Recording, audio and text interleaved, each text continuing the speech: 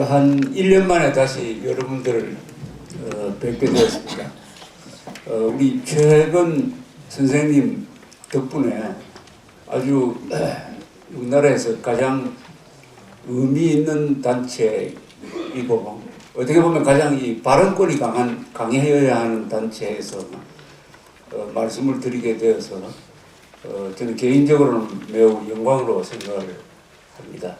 여기 오니까 이제는 자주 뵙게 되니까 아시는 분들도 많아지고 해서 아주 가족적인 그런 푸근함을 느끼기도 하고 동지애도 느끼기도 하는 그런 사이가 되었습니다.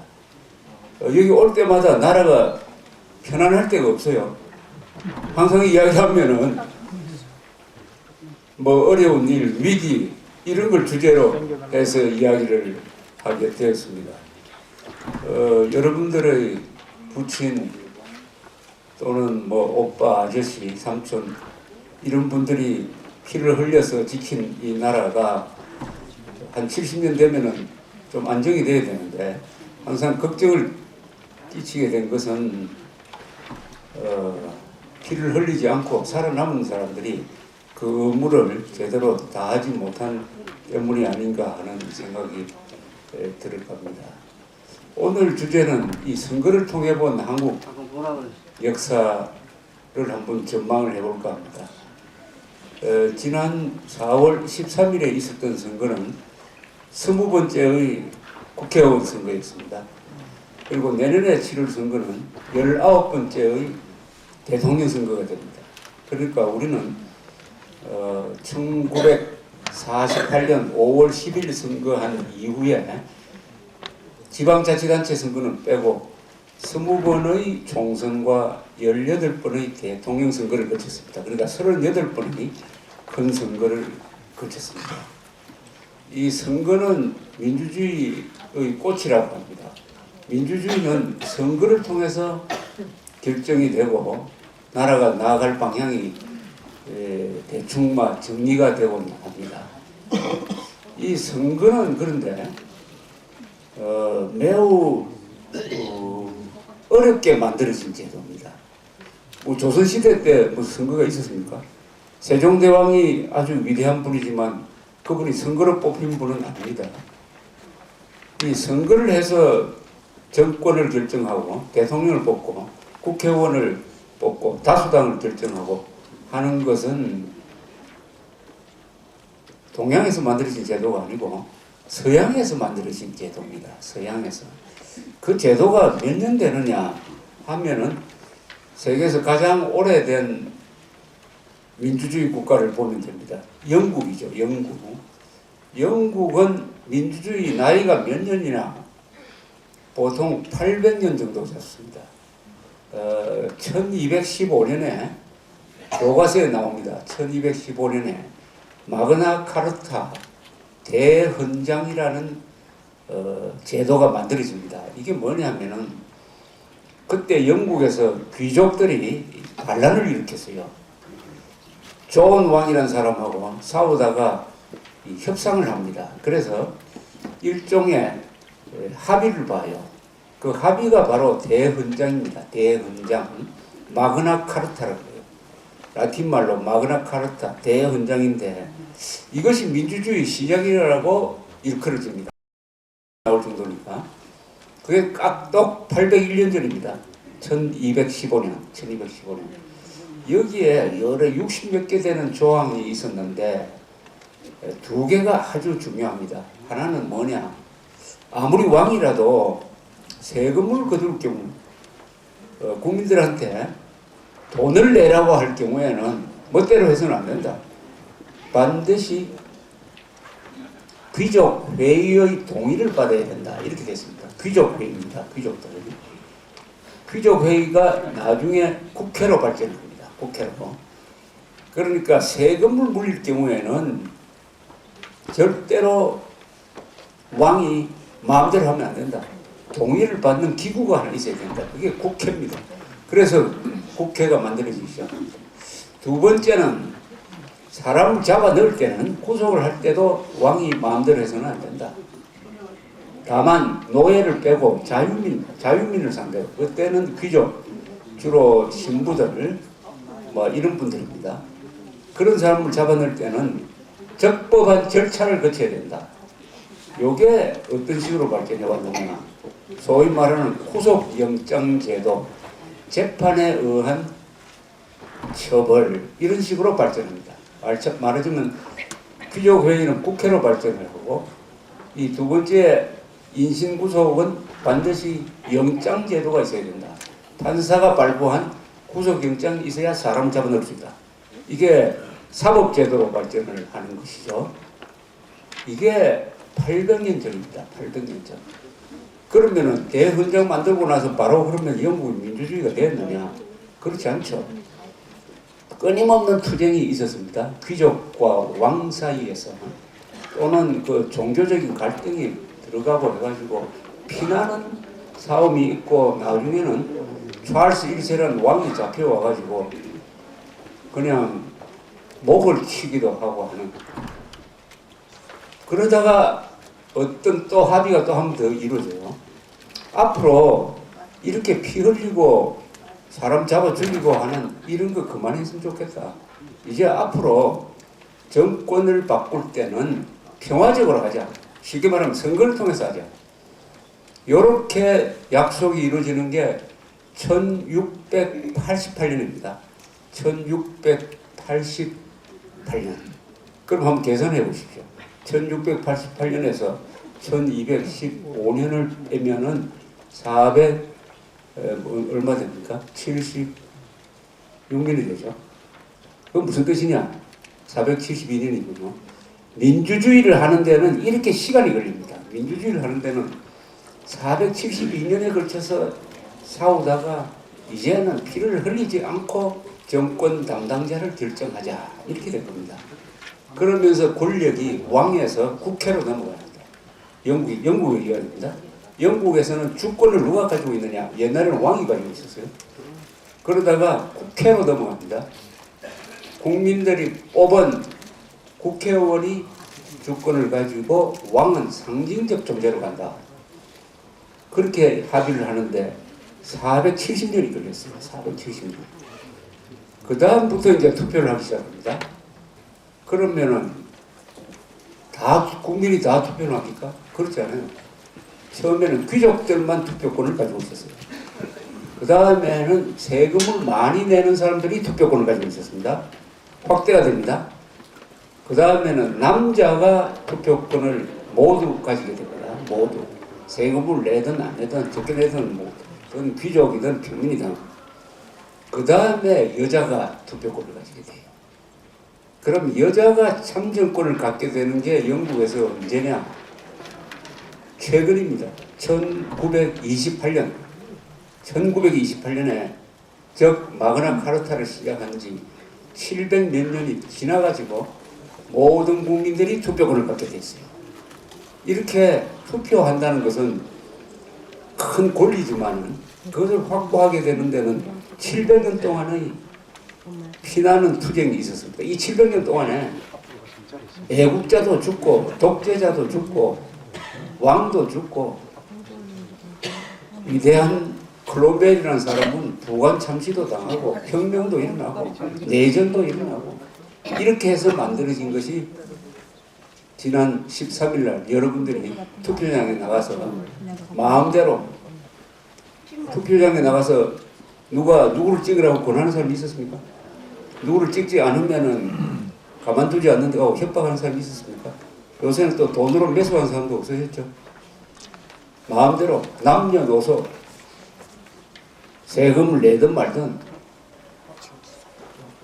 배운 사람이든 안 배운 사람이든, 뭐 삼성그룹 회장이든 노숙자든 다 한 사람이 한 표씩 던지게 될 수 있었던 것입니다.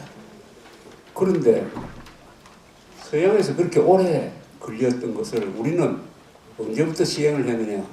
바로 1948년 5월 10일 첫 선거, 그것을 제헌의회를 뽑는 선거였습니다.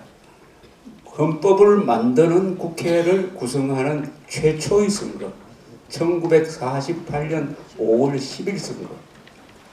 이때 공산당이 반란을 일으키고 테러를 하고 해가지고 제주도에서는 선거가 제대로 안 됐지만은 국민들의 90% 이상이 투표장에 나왔습니다. 공정한 선거를 했어요. 감동적인 일이죠.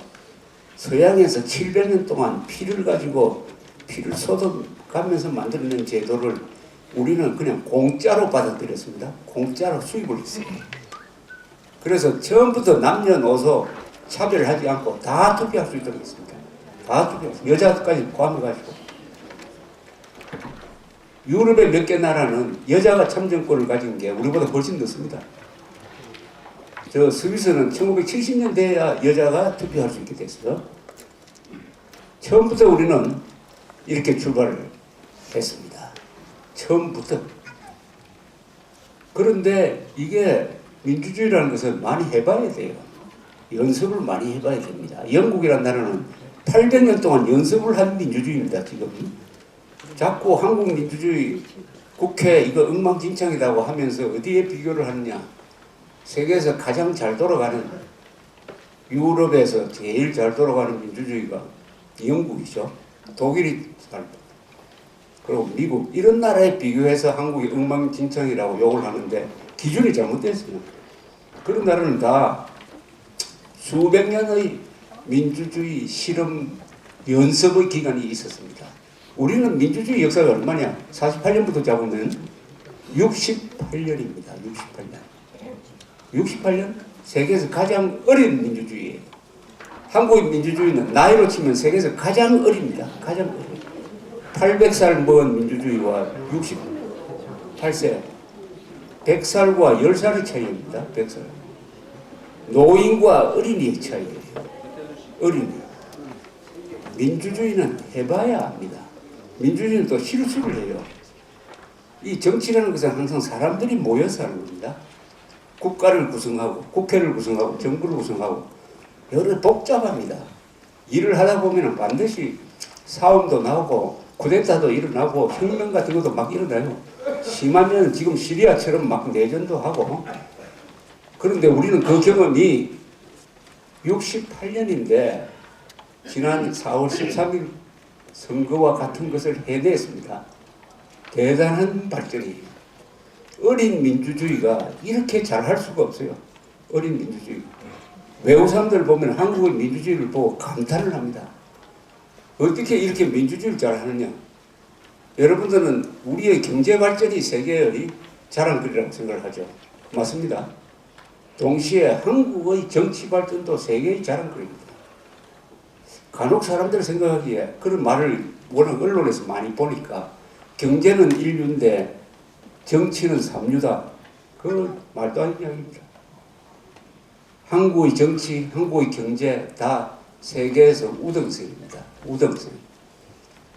다만 구체적으로 보면은 뭐 사원박질하고 뭐 언론에 보도된 거 보면은 기가 막힐 겁니다. 그러나 정치라는 것은 원래 그런 거예요. 민주주의 국가 치고 조용한 나라가 있습니까? 민주주의 국가 치고 조용한 나라가 있긴 있어요. 한 나라가 있죠. 민주주의 한다면서 세계 민주주의는 무조건 시끄러워야 돼요. 사원박질하고 탄핵도 하고 정권이 막 수시로 바뀌고 이게 민주주의입니다. 소란스러운 게 민주주의예요. 그러나 한번 결정이 되면은 그냥 그게 지켜지는 것입니다. 결정 과정이 소란스러워요. 조용한 민주주의는 그 가짜 민주주의죠.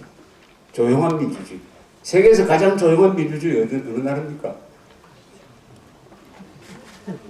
조선 민주주의 인민공화국 아닙니까? 세계에서 가장 조용한 민주주의. 가장 엉망진창인 민주주의죠.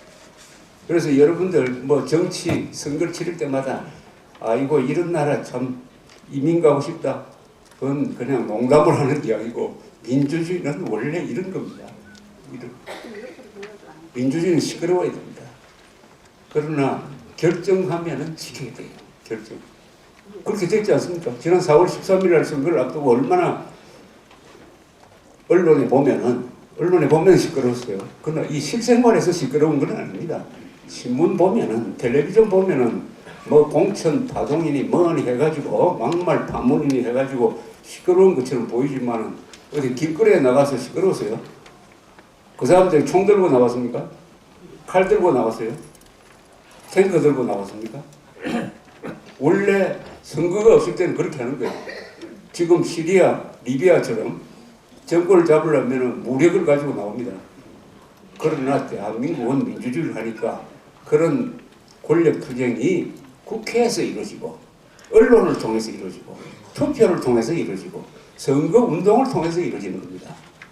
한 사람도 총 들고 나온 사람 없어요. 이번 총선 때 이렇게 시끄럽고 하는데도 단 한 사람도 총 들고 칼 들고 나와가지고 후보자를 찌른다든지 이런 거 없습니다. 필리핀 같은 데서 선거를 하면요 몇백 명이 죽습니다. 몇백 명. 남미도 마찬가지고. 결론적으로 한국의 민주주의는 대단한 민주주의고 그것을 집약적으로 보여준 것이 지난 4월 13일 선거입니다. 자, 8시부터 개표를 했습니다. 10시, 12시 되니까 거의 다 결정이 됐어요. 여러분들은 어떤 식으로 그 선거를 봤습니까? 집안에서 텔레비 켜놓고 가족들 모여가지고 피자 시켜놓고 콜라 마셔가면서 마치 드라마를 구경하듯이 재밌게 본 거 아닙니까? 내가 찍은 사람이 뭐 몇 표 차이로 아슬아슬하게 이긴다, 진다. 즐기면서 봤어요. 즐기면서. 여러분, 이 정권을 가지고 왔다 갔다 하는 걸 이렇게 스무스하게 할 수가 없어요.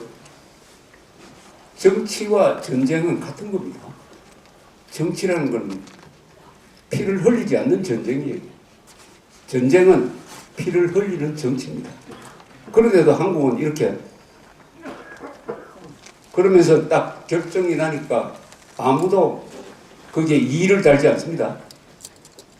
저 민주주의가 바탕이 시원치 않는 나라에서 선거하면은 선거로 끝나는 게 아니죠. 부정선거다 해가지고 우리도 옛날에 그랬지 않습니까? 4.19 뭐 부정선거 시비가 많았어요. 선거만 끝나면은. 그런데 점점 공정한 선거로 가니까 한국에서는 선거 결과에 대해서는 다 승복을 합니다. 불만이 있더라도. 이게 대한민국의 민주주의가 경제 발전만큼 단시간에 세계적 민주주의로 성장했다는 뜻입니다. 그러니까 선거 결과에 자기가 찍은 사람이 낙선된 데 대한 불만이 있더라도 한국의 민주주의가 엉망이라고 하면 안 돼요. 지난 4월 13일에 이긴 사람도 있고 진 사람도 있지만 진정으로 이긴 것은 뭐냐? 대한민국의 민주주의가 이긴 겁니다. 대한민국의 민주주의가 이긴 선거가 지난 4월 13일 선거였습니다. 감동적인 겁니다. 그런데 이런 민주주의는 누가 만들어내었느냐 하는 데 대한 감사가 있어야 됩니다. 평가가 있습니다. 이 민주주의는 누가 만들어내느냐. 민주주의는 공짜가 아닙니다. 아까 말씀드렸던 대로 수많은 피를 흘려서 만들어낸 제도라고 말씀드렸습니다. 그것을 토마스 제퍼슨이라는 이 미국의 독립선언문을 기초한 이 민주주의의 기본 사상을 만든 분 중에 하나인 이 토마스 제퍼슨, 나중에 제3대 대통령이 됩니다만, 이 간단하게 이렇게 요약을 했습니다. 민주주의는 애국자와 독재자의 피를 마시면서 자라는 나무다. 민주주의는 피를 마시면서 자라는데 거기는 애국자의 피도 마시고 독재자의 피도 마시고 그렇게 해서 자라는 나무다. 고귀한 것이죠. 물로 자라는 나무가 아니라 피를 마시면서 자라는 나무인 것입니다. 오늘날 이 근사한 대한민국의 민주주의는 마찬가지로 독재자와 애국자의 피를 마시면서 자랐어요. 애국자, 바로 여러분들 6.25 전몰자들, 이분 전쟁 전몰자, 전사자들이 흘린 피로 대한민국의 민주주의를 지켜냈습니다. 대한민국이 여러분들이 바로 대한민국의 민주주의를 수호한 주체 세력 중에 핵심이라고 생각합니다. 그렇게 생각 안 하십니까? 혹시 이런 말을 처음 들으십니까? 나라를 지켰다 하는 이야기는 많이 들으셨겠죠. 그 나라가 뭡니까? 민주주의 국가입니다. 민주주의를 지키는 거예요. 자유민주주의를 지키는 겁니다. 요새 뭐 민주화 단체 뭐 많죠. 그러나 가장 중요한 민주화 단체가 이 단체입니다. 이 단체. 이 단체가 가장 중요한 민주화 운동단체이기도 하고 민주화를 수호한 단체입니다. 거기에 대한 자부심을 갖기를 바랍니다.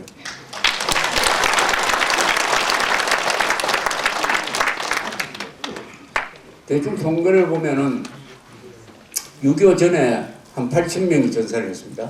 6.25 전에도 뭐 여러 군데서 전쟁이 있었지 않습니까? 전투죠, 전투. 6.25 중에 한 15만 6천 명 전사. 월남전에서 한 5천 명 전사. 그리고 1953년 7월 27일에 휴전이 되었지만 그 뒤에 끊임없이 북한이 대남 도발을 자행하는데 거기에 대응하는 과정에서 최근에는 천안함, 연평도까지 포함을 해서 약 또한 4,800명 정도가 전사를 했습니다. 그리고 국군 실종자, 그리고 우리가 송환받지 못한 국군 포로까지 합치면은 대충 한 7, 8만 명의 희생이 있었습니다. 희생이.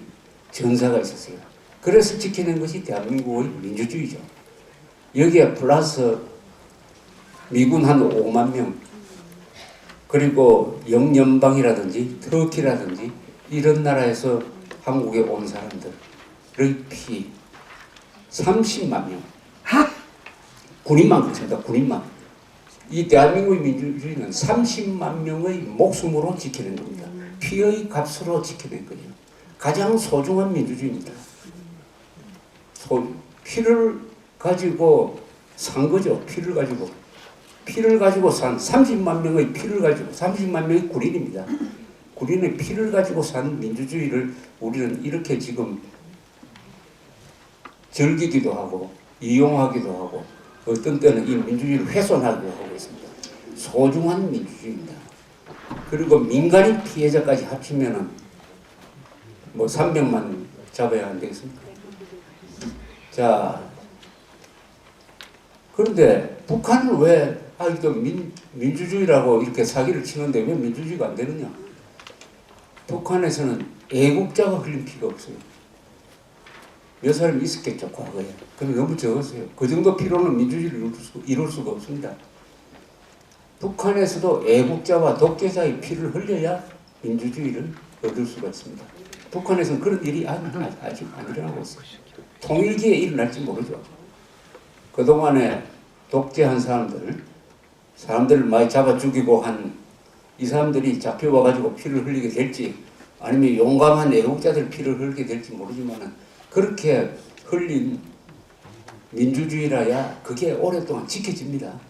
한국의 민주주의가 지난 70년 동안에 왜 이렇게 뿌리를 내렸느냐 하는 것은 그 걸음이 피로 된 걸음이었기 때문입니다. 퇴비라고 하지 않습니까? 퇴비. 인간의 배설물로 만든 퇴비가 아니라 고귀한 생명과 피와 땀과 눈물로 흘린 걸음으로 밭을 조성하니까 거기에서 자란 나무가 깊게 뿌리를 내리고 여간해서 뿌리가 뽑히지 않는 민주주의가 되었습니다. 바로 여러분들의 부모님 덕분이죠. 그런데 지난 약 70년의 한국 민주주의 역사를 되돌아보면은 하나의 법칙이 있어요. 어떤 법칙이냐? 이 20번의 총선, 18번의 대통령 선거, 이걸 가만히 보면요. 선거가 있어야 될 선거가 독재자가 나와서 그 선거를 연기해버린다든지 아니면 선거를 취소해버린 적이 한 번도 없습니다. 우리는 있어야 할 선거는 반드시 그 해에 있었어요. 그거 참 희한해요. 그 사이에 전쟁도 일어났죠. 보통 전쟁이 일어나면 선거 안 합니다. 쿠데타도 일어났어요. 4.19 같은 일도 일어났어요. 광주 사태 같은 것도 일어났습니다. 그리고 경제 위기도 왔어요.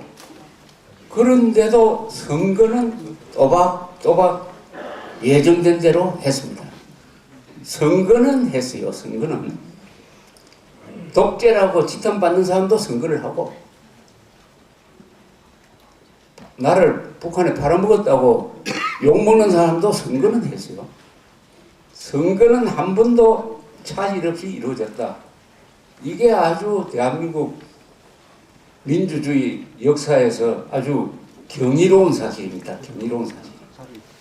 자, 1950년에 전쟁이 났어요.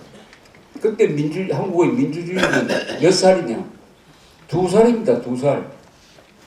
2살짜리는 이건 뭐 걷지도 못하죠.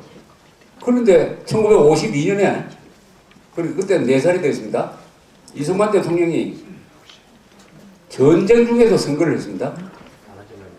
그 선거는 대통령 선거인데 직선제 대통령 선거죠.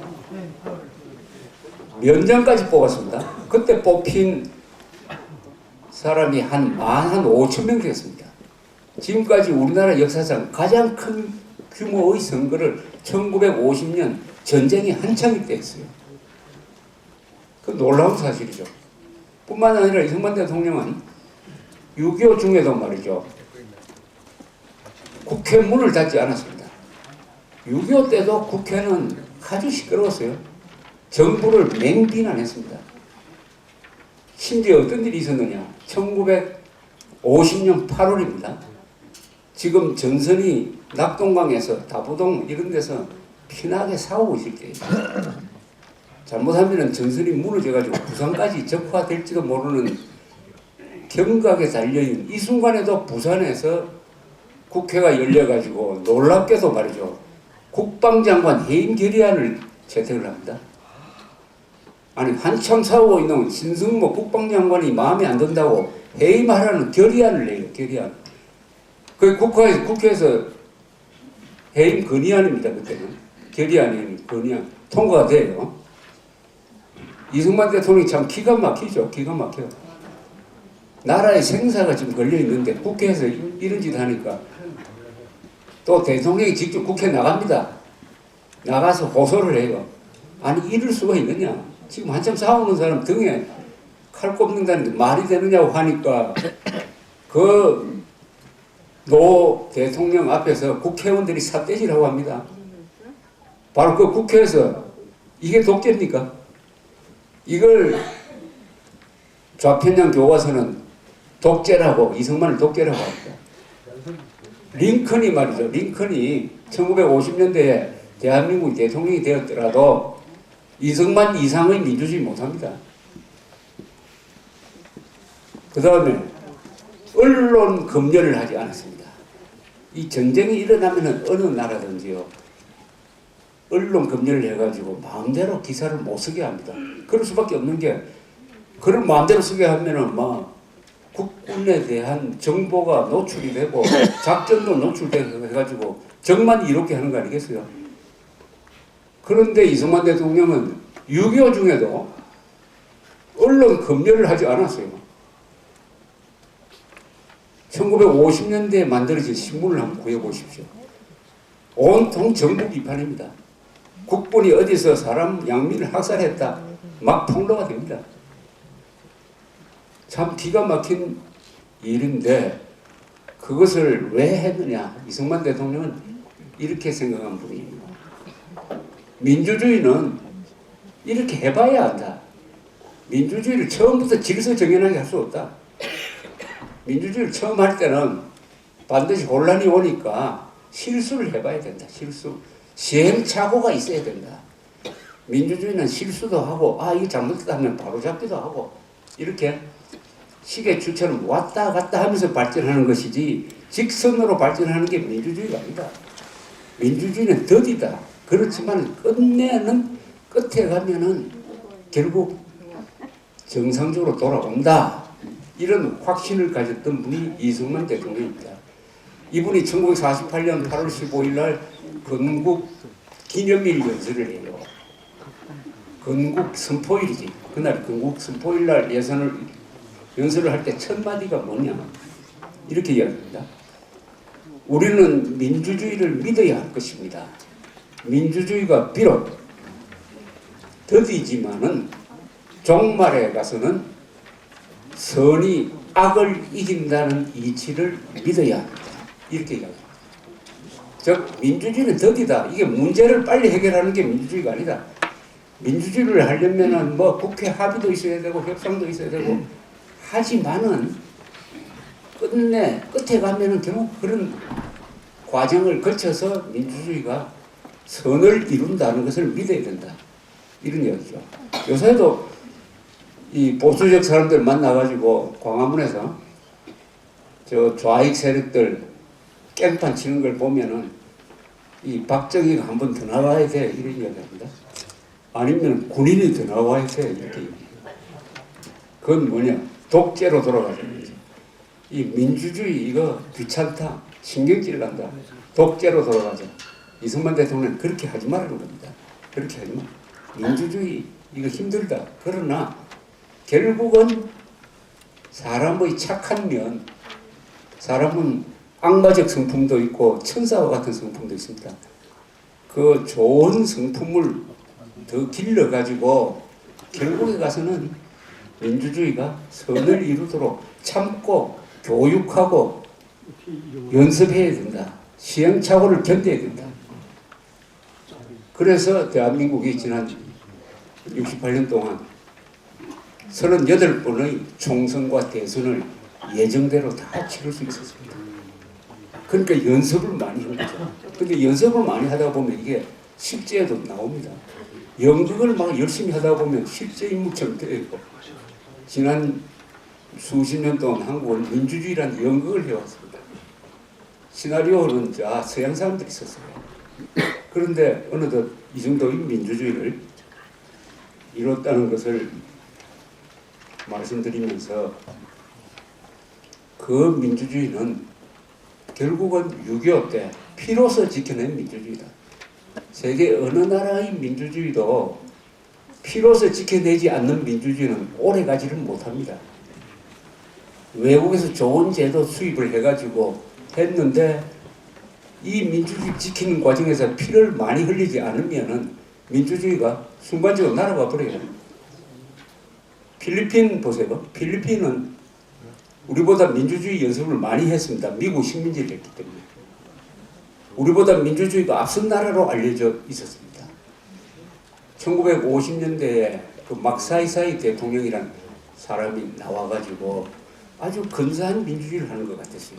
한국 사람들은 1950년대 필리핀, 60년대 필리핀을 선진국이라고 생각을 했습니다.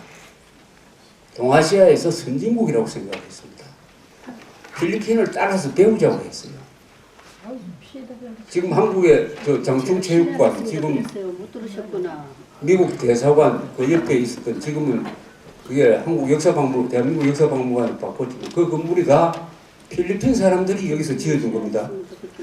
그때는 한국 건축 힘으로는 못 지었어요. 그 정도 건물도.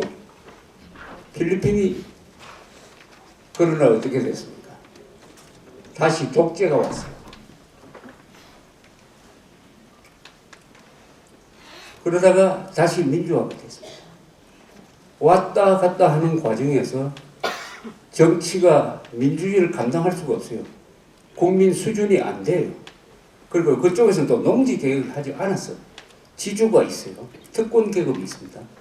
대한민국은 이승만 대통령이 농지 개혁을 하는 바람에 지주 계급 다 없애버렸습니다. 평등하게 됐어요. 그러니까 오늘 필리핀과 오늘의 대한민국의 차이가 난 것이죠. 필리핀은 민주주의를 위해서 피를 덜 흘렸습니다. 전혀 안 흘린 건 아니죠. 덜 흘렸어요. 그 정도로는 민주주의가 안 돼요. 오늘날 대한민국의 민주주의가 이렇게 튼튼한 것은 피를 많이 흘린 덕분입니다. 피를 많이 흘린 덕분. 자, 그런 민주주의가 그러면은 앞으로도 계속 잘 될 거냐? 지금까지 잘 됐죠. 위대한 지도자가 있었고 희생적인 세대가 있었고 용감한 분들도 있었고 그런 과거가 잘 됐다고 해가지고 앞으로도 계속 잘 될까요? 그건 너무나 낙관적으로 봅니다. 그렇지 않습니다. 잘 되던 나라가 이상한 지도자가 나오더니 갑자기 망해버린 예가 더 많습니다. 더 많아요. 이 나라를 발전시키는 데는 시간이 오래 걸리지만은 망하게 만드는 데는 순식간입니다. 순식간. 여러 나라가 지금 우리 눈앞에서 보여지고 있습니다. 리비아는 나라는 큰데 인구가 얼마 안 돼요. 그런데도 기름이 많이 나와가지고 아주 부자 나라입니다. 근데 카다피는 독재자가 한 40년 동안 정권을 잡고 독재를 했습니다. 그러다가 2011년 아랍의 봄이라고 그래가지고 튜니시아에서 민중혁명이 일어나고 이게 이집트로 불똥이 튀어가지고 무바라크라는 30년 독재자가 물러나고 그 다음에 이게 리비아로 튀어가지고 리비아에서 막 반정부 데모가 일어났습니다. 그때 유럽, 미국 같은 나라에서는 카다피가 복 싫고 핵개발도 하고 하니까 저 몰아내는데 지원을 했어요. 막 군대를 보내가지고 정부군을 폭격하고 해가지고 드디어 그 가을에 카다피가 붙들려가지고 그래 맞아 죽었습니다. 그 독재자가 맞아 죽었어요. 하수구 어디 들어가 있다가 끌려 나와가지고 맞아 죽었습니다. 그러면 리비아에서 민주주의가 이루어져야 될 거 아닙니까? 그 뒤에 리비아는 어떤 모습이 되어버렸냐. 국가가 그냥 막 해체되어 버렸습니다. 강력한 독재자가 죽어버리니까 여러 부족들이 무장을 해가지고 땅 따먹게 하고 있습니다. 지금 땅 따먹게 하고 있습니다. 리비아는 나라는 사실은 존재하지 않아요. 그래서 이게 완전히 막 카다피 있던 시절보다 더 나쁘게 되어버렸습니다. 왜 이렇게 됐습니까? 독재자를 몰아냈으면 민주주의가 돼야 될 거 아닙니까? 왜 안 됐습니까? 그 나라는 민주주의를 할 수 있는 기반이 없는 거예요. 민주주의를 할 수 있는 기반이 있어요. 부족이라든지 말이죠. 무슨 지주라든지 노예라든지 이런 제도가 있으면 민주주의가 안 됩니다. 이런 제도를 바꿔야 돼요. 그걸 제일 좋은 방법이 농지개혁인 것입니다. 그 다음에 중산층이 있어야 됩니다. 여러분들과 같은 중산층이 있어야 돼요. 중산층이 있어야 이 나라는 우리의 나라다. 우리가 지킬 수 있다. 이렇게 주인의식이 생깁니다. 주인의식이. 이 중산층이 있으려면 경제가 발전해야 됩니다. 경제가 발전해가지고 그래도 아파트도 있고 내 차도 있고 이러면은 이 나라는 우리의 나라다 하는 생각이 듭니다. 그때부터는 책임 있게 행동하게 돼요. 중산층이 있습니다. 리비아에 그런 게 없어요.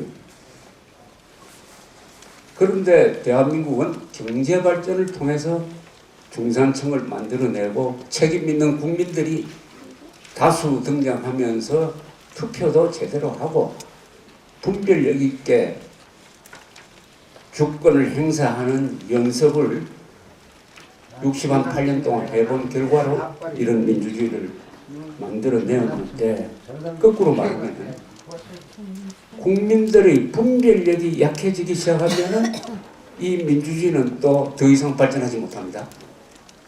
국민 수준이에요. 국민 수준.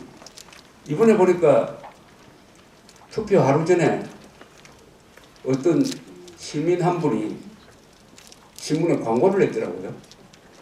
자기 이름은 밝히지 않고 광고 제목이 아주 인상적이었습니다. 미우나 고우나 국회의원은 우리의 얼굴이고 우리의 수준이다. 미우나 고우나 국회의원은 우리의 얼굴이고 우리의 수준입니다. 라고 썼어요. 그렇습니다. 민주주의는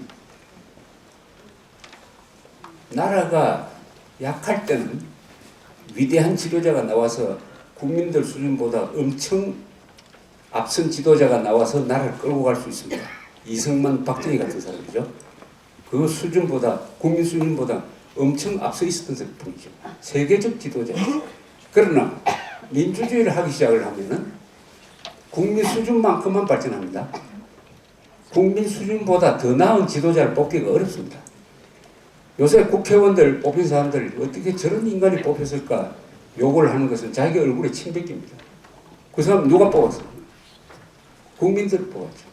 어떻게 저런 반역자를 뽑았을까? 어떻게 저런 사기꾼을 뽑았을까? 어떻게 저런 범죄자를 뽑았을까? 그 욕은 자기한테 해야 됩니다. 자기한테. 이번에도 국회의원 300명 중에서 조사를 해보니까 방공법하고 국가보안법 위반한 사람이 19명 중이더라고요. 19명. 방공법과 국가보안법은 쉽게 말하면 국가 반역이죠. 그것을 저지른 사람이 아직도 19명. 그래도 숫자를 줄었어요. 숫자가 한 2명 줄었어요. 그나마 약간 발전한 거죠. 전과자는 뭐 굉장하죠. 한 20% 될 겁니다. 20%. 이게 대한민국 수준입니다. 대한민국 수준. 종국에 가서는 민주주의는 위대한 지도자가 희생적으로 끌고 갈 수 있습니다. 그리고 군인들의 용감한 희생정신에 의해서 그 민주주의를 지켜냅니다. 그러나 그 다음 단계에서는 국민들의 수준만큼만 민주주의가 발전하는데 대한민국이 지금 거기에 와 있죠. 대한민국은 국민들 수준을 높여야 민주주의 수준이 높아집니다. 궁극적으로. 그럼 국민들 수준을 어떻게 높이느냐? 참 어렵습니다. 이게 국민들의 수준을 금방 높일 수 있느냐? 교육으로 가지고만 되는 게 아닙니다. 교육만으로 된다면 우리나라 민주주의 이보다 더 발전해야 됩니다. 왜냐? 세계에서 대학 진학률이 1등이 한국 아닙니까?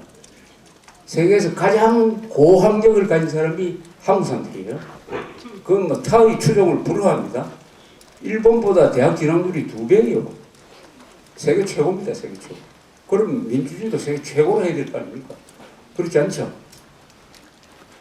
그리고 머리도 세계에서 최고입니다. 한국 사람들이 평균 IQ를 비교한 거 보니까 세계에서 1등이에요. 1등. 머리 좋다는 이스라엘 사람들, 유대인들이 만든 이스라엘보다 한국 국민 평균 IQ가 더 높아요. 또 아직도 노동시간이 제일 긴 나라가 한국입니다. 왜 한국이 이렇게 발전했느냐? 가장 머리 좋은 사람이 가장 많이 배워가지고 가장 열심히 일한다. 그러면 돈을 많이 벌게 돼요. 또 가장 열심히 선거를 한다. 민주주의가 발전하게 됩니다. 머리 좋은 사람. 자, 그런데 또 하나 이상한 통계가 하나 있습니다. 아직까지도 천안함 폭침이 북한 소행이 아니라고 믿는 사람이 많을 때는 30%, 적을 때는 한 20% 돼요. 그런데 놀랍게도 이 사람들은 아니라고 믿는 사람들이 성분 조사를 해보면은 못 배운 사람이 아니고 많이 배운 사람이에요. 나이 많은 사람이 아니고 젊은 사람, 소득 수준이 높은 사람. 이건 또 뭐냐? 한국의 일각에는 많이 배울수록 무식해지는 사람이 있어요. 많이 배우면은 교양이 있어야 될 거 아닙니까? 많이 배울수록 교양이 무너지는 사람이 있어요. 그걸 제가 별명을 하나 붙였어요. 배운 무식자들. 배운 무식자들. 이 배운 무식자들이 한국에 제일 골칫거립니다. 근데 이 배운 무식자들이 말빨이 셉니다. 이 배운 무식자들은 어디서 활동하느냐, 주로. 좌익단체에서 활동해야죠. 선동을 잘합니다. 또 열심히 하고 조직적으로 해요. 국회에 많이 들어가 있어요. 배운 언론기관에도 많이 들어가 있습니다. 놀랍게도 교수 중에서도 배운 무식자가 굉장히 많아요. 배운 무식자. 이게 문제 집단입니다. 문제 집단. 세상에 대학원 졸업자 중에서 천안함 폭침이 북한 소행이 아니라고 생각하는 사람이 국민학교, 초등학교 졸업생보다 더 많다니까요. 요게 대한민국의 민주주의 발전에 큰 지금 장애물로 등장해가 있습니다. 그러면 그 다음 단계로 왜 이런 멀쩡한 진실을 믿지 않느냐?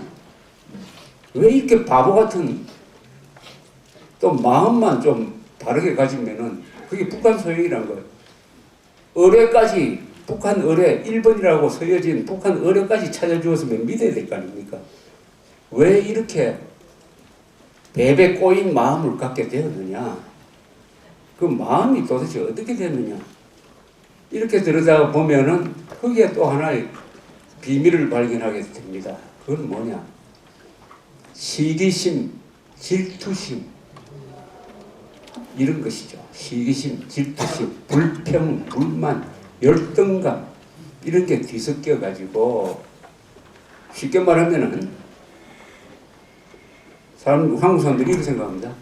내 아들이 서울대학교 못 들어가는 거는 공부를 잘 못해서가 아니라 내 이웃집에 있는 아이가 서울대학교 들어갔기 때문이다. 내가 못 사는 거는 내가 게을러서가 아니라 삼성이 돈을 많이 벌었었다. 아니 삼성이 돈을 많이 벌면 나도 덕을 보는데 자기가 못 사는 것을 삼성 탓으로 돌리고 잘 나가는 사람들 탓으로 돌립니다. 그러면 자신은 피해자가 되니까 자기의 문제점을 다 덮어버리고 마음도 편해요. 그렇게 하면 마음이 편합니다. 근데 문제는 이렇게 주장하는 사람들이 정당을 만들어가지고 사람들을 선동하니까 마음속으로 교양을 통해서 배움을 통해서 수양을 통해서 눌러야 할 인간이 가지고 있는 부정적인 면 모든 인간이 갖고 있습니다. 모든 인간이 가지고 있는 질투심, 열등감, 컴플렉스 이런 것을 터뜨려버려요. 이런 것을 자극합니다. 그래 되면은 심할 경우에는 완장 차고 나오기도 하고 총 들고 칼 들고 나옵니다. 그러나 우리는 법치국가니까 그러진 않지만 투표장에 그런 마음이 들어가는 거죠. 그럼 투표 행태가 이상해져 버립니다. 그러면 민주주의가 그때부터 위기가 생기는 건데 이번 선거도 다분히 그렇게 보입니다. 이번에 선거에서 이 박근혜 대통령 지지 정당이 제2당으로 떨어지고 하면서부터 앞으로 여러 가지 문제가 이제 날 거예요. 벌써 국정교과서 이거 못하도록 하겠다고 이렇게 나옵니다. 국정교과서. 이거는 여러분들이 뭐 그동안에 국사교과서를 바로잡아야 한다 하는 데 대해서 목소리를 높였을 것으로 생각을 합니다. 저도 그와 관련된 책을 여러 번 쓰고 지난해는 주로 그 일을 했는데 이 국정교과서 요걸 딱 보세요. 국정교과서 주로 문제가 되는 게 고등학교에서 쓰는 8종의 교과서라고만 알려져 있지만 실질적으로는 그 전에 만들었던 6종도 마찬가지입니다. 14종 중에 교학사 교과서 하나 빼고 13종은 이것은 평양에서 써도 괜찮습니다. 평양에서 써도 괜찮을 정도의 좌편향, 반대한민국, 반국군, 반기업, 반사실, 거짓말이라는 뜻이에 의해서 만들어진 교과서. 이건 운동권 교과서로 써야 돼요. 대한민국의 발전은 데모를 한 사람들, 저항한 사람들이 만든 역사다라는 식으로 써놓고 그러다 보니까 오늘날 대한민국을 만드는데 가장 위대한 역할을 하는 몇 분들 이승만, 박정희를 거의 적으로 몰고 트루만 대통령의 미국 군대를 보내가지고 대한민국을 지켜준 트루만 특자도 안 나오고 이병철, 정주영은 무시해버리고 오로지 노동운동가만 축혀올리는 그 교과서대로만 배우면은 조국에 대한 선배 세대에 대한 피 흘린 국군 장병들에 대한 정오심이 생기도록 하는 고마움을 모르게 하는 이런 독극물과 같은 교과서입니다. 이게. 그 교과서를 고치려고 했는데 대통령이 고치라고 했더니 고친 게 아니라 완전히 개혁된 교과서가 나오니까 이래서는 안 되겠다. 국정교과서를 만들어야 되겠다. 그래서 교육부 장관을 바꿔가지고 그 사람 보고 하라고 그랬더니 이 사람이 또 요리 빠지고 저리 빠지고 하면서 책임 안 지려고 퇴임 직전 몇 개월 앞에 두고 국정교과서를 하겠다고 하니까 대부분의 사람들은 그 교과서 내용이 얼마나 나쁜지 잘 모르는 상태에서 국가가 교과서를 만들겠다고 하니까 과거처럼 이것도 정권을 함지고 하는 교과서 아니냐 이런 식으로 생각하도록 만들어버렸습니다. 그래서 여론조사를 하면은 국정교과서 반대가 더 많게 되고 있습니다. 이것은 아무리 좋은 일이라도 민주적 절차를 따라서 국민들한테 잘 홍보를 하고 한 다음에 해야 일이 제대로 풀린다는 것을 잘 보여줍니다. 그리고 아무리 대통령이 좋은 마음을 가지고 나가더라도 그 사람을 받쳐주는 관료 집단, 장관 이런 사람들이 따라주지 않으면 일이 안 된다. 과거처럼 대통령이 지지하면 제대로 되는 그런 사회가 아니라는 것도 또 잘 드러내주고 있는 것입니다. 이런 엉망진창의 교과서를 만든 가장 큰 책임자는 이 교육부 공무원들입니다. 공무원들. 근데 그 공무원들 보고 또 고치라고 하니까 그게 제대로 되겠습니까? 자, 이렇게 해서 그나마 조금 정상화된 교과서를 만들려고 하는데 또 이번 선거를 통해서 국정교과서에 반대하는 세력이 다수당이 되었습니다. 이것도 앞으로 또 다른 소용돌이를 하나 만들어낼 거예요. 그건 그렇고 이 부분에 대해서는 여러분들이 가만히 있으면 안 됩니다. 가만히 있으면 안 되는 게 뭐냐? 가만히 있으면 안 되면 뭐 할 거냐? 뭘 할 수 있습니까? 우리가. 목소리를 내야죠. 목소리를 어떻게 내느냐? 단체 이름으로 광화문에 나와서 아니면 고소도 하고 고발도 하고 민주적으로 해야죠. 그것도 못된 국회의원 앞에 가가지고 1인 시위 계속하고 그 다음 글도 써가지고 올리고 하는 이런 활동, 더구나 6만 명이 넘지 않습니까, 여러분들? 큰 조직입니다. 그 조직이 정부로부터 받는 여러 가지 보상금은 비록 적을지라도 그것은 별개의 문제고 이런 문제에 대해서는 정권을 지키자는 게 아닙니다. 어떤 정권을 하자는 게 아니고 여러분들의 부모 세대가 흘린 그 피가 헛되지 않도록 반드시 행동을 해야 됩니다. 이럴 때일수록 행동을 해야 돼요. 정부가 우리 편일 때, 우리 편이라는 말이 좀 어색합니다만 정부가 그래도 대한민국 편일 때는 좀 편하죠. 정부가 잘해주면 되는데 국회나 이 정권이 대한민국과 반대되는 노선으로 가는 그런 국회와 정부가 드러났을 때는 더 여러분들의 역할이 더 소중하게 됩니다. 더 중요하게 돼요. 왜냐? 발언권이 가장 강한 분들입니다. 여러분들은 피로 만든 발언권입니다.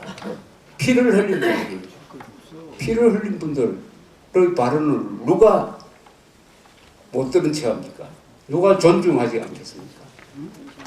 정의로운 것은 저절로 이루어지는 게 아니고 반드시 노력을 해야 됩니다. 그러니까 선거 결과에 불만이 계시더라도 이 교과서 문제는 국군의 얼굴에 침을 뱉는 교과서입니다. 이거. 대한민국 얼굴에 침을 뱉는 전몰 장병들을 욕되게 하는 이런 교과서입니다. 이런 교과서에 대한 자세한 분석은 제가 이미 다 해놓았어요. 필요하면 저한테 연락하세요. 책도 보내드릴 테니까. 더구나 어떤 교과서는 북한 교과서를 그냥 뺏겼어요. 북한 교과서. 그대로 뺏긴 교과서도 있습니다. 이것은 수사를 해야 됩니다. 수사. 그래서 당장 여러분들이 관심을 가지셔야 될 것이 이 국정교과서. 국정교과서가 최선은 아니에요. 그러나 지금 당장은 정부가 우선 바로잡으려면은 국정교과서라도 해야 됩니다. 하지 않으면 안 돼요. 다양성 운운하는데 지금 교과서는 다양성이 하나도 없어요.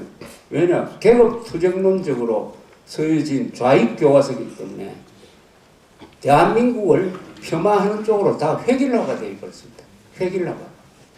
그래도 하나 대한민국을 좀 긍정하려고 하는 교과서가 나오니까 좌익단체, 반대한민국 단체 이런 사람들이 몰려가가지고 그 교과서를 채택한 사람들을 겁을 주고 해가지고 불과 채택한 학교가 2,000 몇 개 학교 중에서 2개밖에 없잖아요. 2개밖에. 대한민국 교실은 이미 쿠데타가 나가지고 총성 없는 쿠데타가 나가지고 반대한민국 교육이 벌어지고 있는 이 사태에 대한 새로운 관심이 필요하게 되었습니다. 대한민국은 지난 68년 동안 발전하면서 참 실수도 많이 했는데 그 중에 가장 큰 실수는 북한 지역에 남겨놓은 6만 명의 국군포로입니다. 6만 명의 국군포로를 남겨놓고 우리가 모른 척하고 우리끼리 잘 먹고 잘 사는 이 길을 가면서 그 6만 명 중에서 지금 생존자가 몇 명인지 모르겠어요. 그건 뭐 500명이라고 하기도 하는데 누가 뭐 계산을 해봤습니까? 몇천 명이 살아 있는지도 모르고 만 명이 살아 있을지도 모르죠. 가끔 이 모임에 그 아버지를 국군포로를 둔 분들이 탈출을 해가지고 여기 오면은 여기서 제가 몇 번 만나고 했는데 북한에서는 3대 세습 독재가 있다면은 국군포로는 3대 세습 노예입니다. 가장 참혹한 이야기가 아오지 탄광 같은 데서 아버지하고 할아버지, 아버지, 손자가 3대가 같이 일했다. 햇볕은 아침 일찍 출근하고 밤늦게 퇴근하니까 햇볕을 본 적이 없다. 식물은 햇볕을 보는데 우리는 햇볕을 본 적이 없습니다. 이런 사람 6만 명을 남겨놓고 우리 역대 정부가 돌려달라는 이야기를 지금까지 이 정부 포함해서 지금까지 단 한 번도 하지 적이 없다. 거기에 죄를 받고 있는 면이 있습니다. 그렇게 하니까 좌익들이 보기에는 한국의 보수 우파 세력들이 이거 말만 하지. 북한 보세요. 북한은 이모나 뭐 63명의 빨치산 간첩들을 무슨 수를 쓰든지 해가지고 데리고 가지 않았습니까? 그거하고 6만 명을 포기한 대한민국. 여기에 대해서도 우리 6.25 전몰 유족회가 할 일이 있다고 생각합니다. 법적으로는 회원이 아니겠지만은 이런 문제도 이제는 6만 명을 돌려달라. 6만 명 돌려달라. 안 그래도 북한 인권 문제가 지금 세계적 문제가 되고 있으니까 여기에도 관심을 지켜주시기를 바라면서 제가 오늘 여기 나와서 이야기한 것이 뭐 좋은 점도 있고 나쁜 점도 있고 밝은 점도 있고 걱정스러운 점도 있지만은 결론적으로 이야기하면 한국은 핵폭탄만 안 맞으면 발전하는 나라입니다. 핵폭탄만 안 맞으면. 문제는 핵폭탄 맞을 가능성이 있다는 겁니다. 북한의 김정은이가 발사단추 누리려고 하면 북한에는 말릴 사람이 없어요. 남한에 현재는 막을 방법이 없습니다. 7분 만에 서울에서 터집니다. 그럼 대한민국 끝나요? 아니, 한민족이 끝나요. 그런데 우리는 왜 이렇게 살고 있느냐? 김정은이가 설마 속였느냐? 미국이 가만히 있겠느냐? 이런 이야기만 합니다. 완전히 요행수로 살고 가려고 합니다. 우리가 나서가지고 복지 예산 줄이고 GDP의 1% 15조 정도는 매년 북핵 대응하는 거국적 핵 안보 체제를 만드는 데 써야 된다. 요렇게 나와야 됩니다. 돈이라도 써야 될 거 아닙니까? 그러면 우리가 가지고 있는 굉장한 과학기술을 동원해가지고 방어체를 만들 수 있어요. 근데 그 돈 쓰기 싫고 전 복지에 써가지고 우리가 잘라먹자 하면은 정말 핵폭탄 맞을 수도 있습니다. 오늘 밤에 김정은이가 미쳐가지고 눌려버리면 끝납니다. 우리의 생존이 김정은에 달려 있습니다. 지금. 김정은에 달려 있어요. 핵 문제, 거국적 핵 안보 체제를 만들어야 됩니다. 이거 국민투표에 걸어야 돼요. 저는 이번 선거에 그것을 국민투표에 걸어서야 한다고 생각합니다. 이왕 투표할 때 한 장 더 투표하면 안 됩니까? 그걸 놓쳐버리니까 새누리당이 이렇게 진 겁니다. 새누리당이 다른 정당 따라가면서 복지 경쟁을 벌리면 되겠습니까? 이길 수가 없죠. 안보 경쟁을 벌려야지. 안보 경쟁. 자기가 죽고 사는 문제를 외면하는 정치는 타락하는 정치가 됩니다.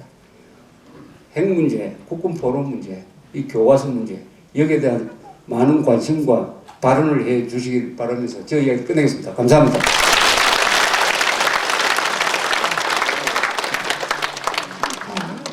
네, 오늘 휴일인데도 불구하고 한반도 정세와 미래의 한국이라는 주제를 발표해 주신 우리 조갑재 선생님께 큰 박수를 부탁합니다. 앞으로 건강하십시오.